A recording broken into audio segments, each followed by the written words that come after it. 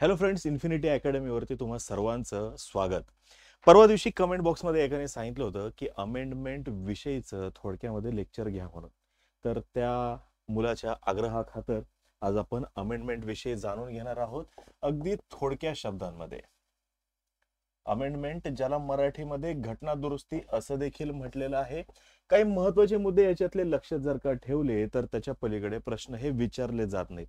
फार सोपे सोपे मुद्दे आहेत जे आपण लक्षात घेणार आहोत. अमेंडमेंट मुळामध्ये करायचीच का? There is nothing called as permanent. Permanent असं काही नसतं. सतत गोष्टी ज्या आहेत ह्या बदलत जात असतात. चेंज हा जो आहे गरजेचा असतो आणि त्याच्यामुळे ज्या वेळेस आपलं कॉन्स्टिट्यूशन बनलं गेलं तर त्यांना माहिती होतं की बाबा हे कॉन्स्टिट्यूशन जे आहे कधी ना कधी त्या काळाला धरून असेल. जसा काळ पुढे सरकत जाईल तशा तशा आजूबाजूच्या परिस्थिती ज्या आहेत ह्या बदलत जाणार आहेत. समाजाची रिक्वायरमेंट जी आहे किंवा नागरिकांची रिक्वायरमेंट जी आहे ही बदलत जाणार आहे. त्याच्यामुळे कॉन्स्टिट्यूशनमध्येच अमेंडमेंट विषयीच्या तरतुदी देखील दिल्या गेल्या होत्या, जेणेकरून कॉन्स्टिट्यूशन जे आहे त्यावेळेस असलेला जो समाज आहे त्या समाजासाठी पूरक अशी राहील म्हणून. मग लक्षात कोणत्या कोणत्या गोष्टी ठेवायच्यात? So it is part 20 of the constitution आणि तुमचं आर्टिकल जे आहे आर्टिकल इज 368. हे दोन मुद्दे लक्षात घ्यायचे. अमेंडमेंट संदर्भातले कुठे दिलेले? अमेंडमेंट हे जे आहे कुणाकडून घेतलं, सोर्स काय आहे या संदर्भातला, तर मी त्याचं एक सांगत असतो. अमेंडमेंट मंडेला, असं लक्षात ठेवा तुम्ही. मंडेला कुठले होते? So south Africa. तर अशा पद्धतीने तुम्ही हे लक्षात ठेवू शकता. 3 पॉइंट इथंच झाले. पार्ट कोणता आहे ते एक. पार्ट एक महत्वाचा आहे. आर्टिकल कोणता आहे आणि हा सोर्स कोणता आहे हे देखील तितकंच महत्वाचं. आता जाऊयात पुढच्या गोष्टीकडे, जे आपल्याला पेपरला विचारलं जातं ते. पेपरला काय विचारतात? बाबा प्रोसिजर काय आहे अमेंडमेंट साठीची, घटना दुरुस्ती संदर्भातली प्रक्रिया नेमकी काय आहे? तर आपण स्टेप बाय स्टेप जाऊयात. क्रमांक 1, या संदर्भातलं बिल जे आहे हे इनिशिएट जर का करायचं असेल, it can be initiated in your Lok Sabha और राज्यसभा. या ठिकाणी त्याला इनिशिएट करावं लागतं. It cannot be initiated in Vidhan Sabha जी असते, स्टेट असेंब्ली जी आहे, विधानसभा अँड विधान परिषद, या ठिकाणी ती इनिशिएट होईल का? तर इनिशिएट होत नाही. करायचं असेल तर कुठे? डायरेक्ट संसद दिल्ली जिथे आहे त्याच ठिकाणी त्याला इनिशिएट करावं लागेल. Next, second point is prior permission of president is not required.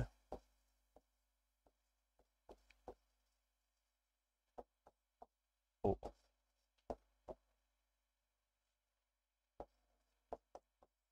President's permission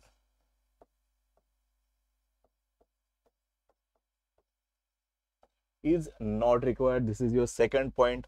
Then third point, this is very much important. Who can initiate bill regarding amendment? So any member of parliament, any member of Sansad, ठीक है, any member of parliament can initiate amendment bill, but basically who initiates it? The minister. तुमच्या पुस्तकामध्ये शब्द वापरला असेल त्याच्यासाठीचा private member. Minister सोडून जो कोणी संसदेमध्ये असेल त्याला प्रायव्हेट मेंबर म्हणायचं. पण शक्यतो प्रायव्हेट मेंबरचं बिल जे आहे, प्रायव्हेट मेंबरचं बिल काय होत नाही, ते पास होत नाही. प्रायव्हेट मेंबरचं बिल पास होतंय ह्याचा अर्थ काय असतो की त्या फ्लोअरचा गव्हर्नमेंटवरती विश्वास राहिलेला नाही असा त्याच्यातून अर्थ निघू शकतो. म्हणून प्रायव्हेट मेंबरचं बिल शक्यतो पास होत नाही. आणि इनिशिएट कोण करतं? एनी मेंबर ऑफ संसद आणि मिनिस्टर, मेनली रुलिंग पार्टीचा मिनिस्टर जो असेल तो. नंतर फोर्थ पॉइंट इज त्याच्यासाठीची मेजॉरिटी कोणती असते? So special majority. अमेंडमेंट जे आहे it has to be passed with special majority. This is very much important. Then next point, no provision for joint sitting. No provision for joint sitting म्हणजे आपल्या constitution मध्ये एक provision अशी दिलेली आहे की बाबा देशासाठी किंवा आपल्या इथल्या नागरिकांसाठी एखादी फारच महत्वाची गोष्ट आहे, एखादा महत्वाचा कायदा आणायचा आहे आणि जर का त्या संदर्भात लोकसभा आणि राज्यसभा या दोघांमध्ये संमती होत नाहीये, मग काय तर जॉईंट सिटिंगची प्रोव्हिजन त्यासाठी दिली गेलेली आहे. आणि जॉईंट सिटिंग ज्या वेळेस असते तर लोकसभेमध्ये जास्त मेंबर्स आहेत, साहजिकच आहे. मग लोकसभा जे म्हणते त्याच पद्धतीने जॉईंट सिटिंगला तिथे त्याचा रिझल्ट येत असतो. पण अमेंडमेंट संदर्भात जॉईंट सिटिंग संदर्भातली कोणतीही प्रोव्हिजन देण्यात आलेली नाही. हे सगळ्यात महत्वाचा पॉइंट आहे. Next point is each house. House म्हणजे कोणतं? Lok Sabha and Rajya Sabha. Each house has to pass bill. कसं? सेपरेटली. हे देखील फार महत्वाचं. Each house has to pass the bill separately. Next point is 7th point. If that amendment bill is going to amend in federal provisions of the constitution. Federal provision म्हणजे कसं असतं? दोन पद्धती आहेत. एक फेडरल प्रोव्हिजन म्हणजे काय असतं? It is distribution of power. Federal म्हणजे काय असतं? Distribution of power. दोन वेगवेगळ्या पद्धती असतात बघा. Suppose this is your centre, ही दिल्ली आहे, ठीक आहे. फेडरल प्रोव्हिजन म्हणजे काय? त्यांनी त्यांची पॉवर काय केलेली आहे? डिस्ट्रीब्यूट केलेली आहे. कुठे कुठे डिस्ट्रीब्यूट केलेली आहे? स्टेट, बरोबर आहे का नाही? नंतर तुमचं कॉर्पोरेशन, पंचायत, अशा वेगवेगळ्या ठिकाणी काय केलेली आहे? हे डिस्ट्रीब्यूट केलेली आहे, बरोबर आहे का नाही? मग ह्याला म्हणतात federal provision. If that particular bill is going to amend in federal feature, असं जर का असेल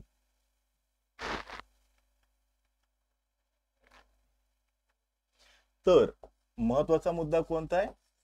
तर काय असेल त्यावेळेस? Special majority plus half of the state consent. This is important.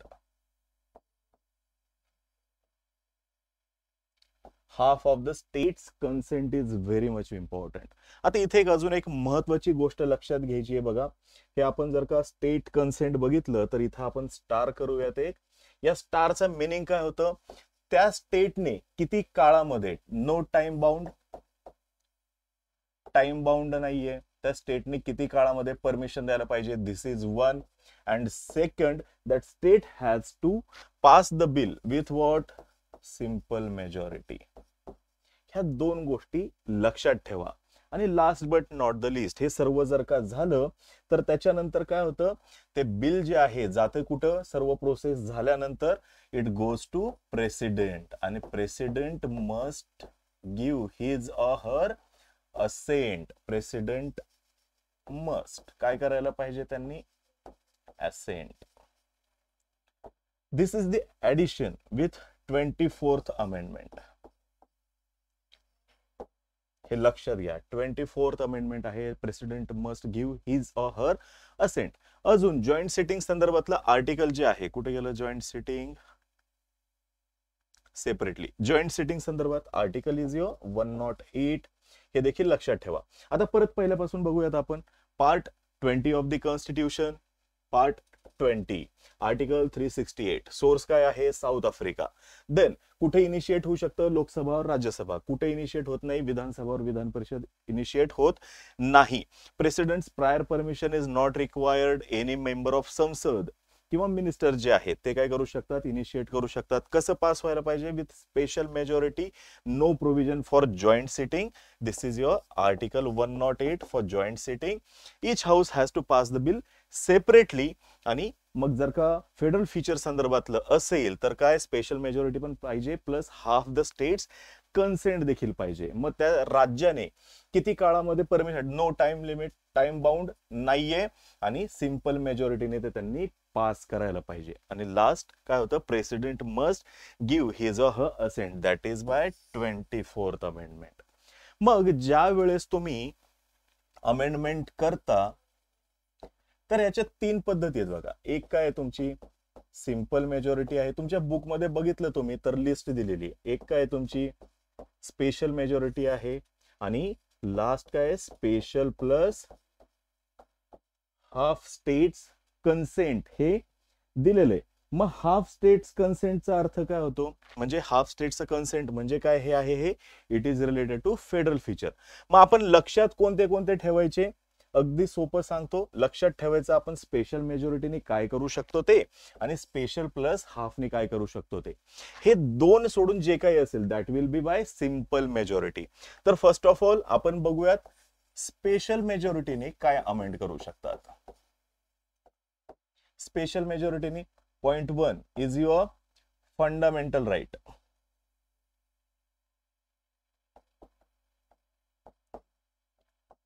आणि second is your DPSP, directive principle of state policy. ह्या दोन गोष्टी ज्या आहेत ह्या स्पेशल मेजॉरिटीने अमेंड करता येतात. सेकंड तुमचं काय special plus half of the state consent, half state consent. यांनी कोणत्या कोणत्या गोष्टी करता येतात, तर हाफ ऑफ फेडरल फीचर म्हणजे जिथं जिथं डिस्ट्रीब्युशन ऑफ पॉवर आहे ते. मग त्याच्यामध्ये पॉइंट 1 इलेक्शन ऑफ प्रेसिडेंट जे आहे ते फार महत्वाचे. प्रेसिडेंट इलेक्शन मध्ये आमदार, खासदार, MLA, MP हे सगळे पार्टिसिपेट करत असतात, म्हणून ते एक येतं. नंतर supreme court and high court हे एक येतं. देन तुमच्या लिस्ट, ज्याला मराठीमध्ये सूची असं देखील म्हटलेलं आहे. ह्या लिस्ट मध्ये काय काय हो, युनियन लिस्ट, नंतर कोणती आहे स्टेट लिस्ट, आणि लास्ट इज कनकरंट. लिस्ट मध्ये जर का चेंजेस करायचे असतील तर, आणि जे रिसेंट मध्ये ऍड झालेलं आहे दॅट इज युअर GST. ह्या सगळ्या गोष्टी ज्या आहेत ह्या कशा होतात, special plus half of the states consent. याच्यामध्ये काही मिसिंग जर का असेल, हा महत्वाचं एक राहीलच की अमेंडमेंट प्रोसिजर जी आहे याच्यामध्ये जर का चेंजेस करायचे असतील तरी देखील काय पाहिजे, special majority plus half of the states consent. तर हे महत्वाचे पॉइंट्स याच्यामध्ये आहेत, हे लक्षात घ्या. आता कोणत्या कोणत्या घटना दुरुस्ती लक्षात ठेवायच्या, फार सोपं आहे. सर्वप्रथम तुम्ही काय करायला पाहिजे, फर्स्ट अमेंडमेंट जी आहे, फर्स्ट अमेंडमेंटने काय केलं, 9th शेड्यूल जे आहे ते ऍड केलं. Originally there were only 8 schedule, but 9th schedule was added by first amendment. 9th schedule is related to what, 9th schedule हे कशासाठी होतं, abolition of zamindari. Abolition of zamindari. First amendment is very much important. Then first amendment नंतर 21st amendment, it is related to your Sindhi language. 8th schedule जिथे आहे तिथे तुम्हाला लक्षात येऊ शकतं 21st, देन 71st अमेंडमेंट, आणि ह्या दोघांची टोटल जी आहे that is 92nd amendment. 92nd is BDMS, Bodo, Dogri, Maithili आणि संथाली या लँग्वेजेस साठीचं 92nd अमेंडमेंट आहे. देन सगळ्यात महत्वाचं 52nd amendment 1985, it is what, anti defection, पक्षांतर बंदी जे आहे ते.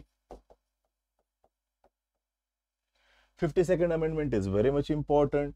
Then 61st amendment, 61st is for age for election voter was reduced from 21 to 18, 61st amendment.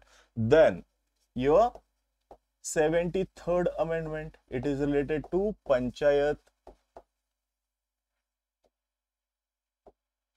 74th amendment, it is related to municipal corporation. मग हे सगळे जर का बघितले, ह्याच्यानंतर मग तुमची 86th अमेंडमेंट आहे. It is related to what? It is education. 86th बघून घ्या. 97th is important. 103 ही जी रिसेंट वाली आहे ती.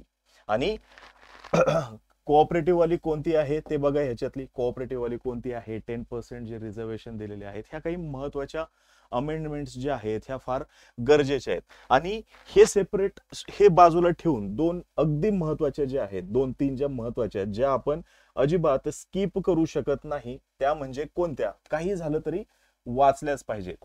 So it is your 38th amendment.